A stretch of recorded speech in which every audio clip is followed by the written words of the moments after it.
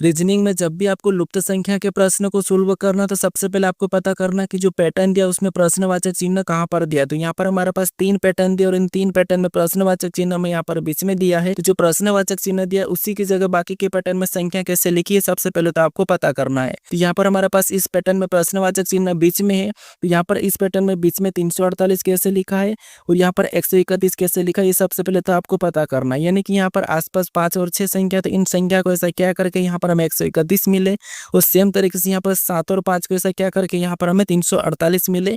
फिर हम यहाँ पर उसी तरीके से यहाँ पर संख्या को बताएंगे। तो सबसे पहले हम यहाँ पर पता करते हैं कि 131 कैसे लिखा है। तो 5 और 6 को ऐसा क्या करके यहाँ पर हमें 131 मिले। तो अगर इनको हम आपस में जोड़ेंगे तो 131 होगा नहीं, गुणा करेंगे फिर भी नहीं होगा, माइनस करेंगे फिर भी नहीं होगा। अब 131 हमारे पास बड़ी संख्या है, तो इस कंडीशन में हम क्या करेंगे, यहाँ पर इन संख्याओं का वर्ग या घन करके देखेंगे। तो सबसे पहले मान लो यहाँ पर हम क्या करते हैं, 5 का घन करते हैं। तो 5 का घन कितना होता है, तो आप हो गए 5 का घन होता है 125 और 125 में अगर हम इसी 6 को जोड़ देंगे तो कितना हो जाएंगे, 131 हो जाएंगे और 131 यहाँ पर लिखा है। सेम तरीके से यहाँ पर 348 का पता करता है, तो यहाँ पर क्या करेंगे, इसका भी घन करेंगे।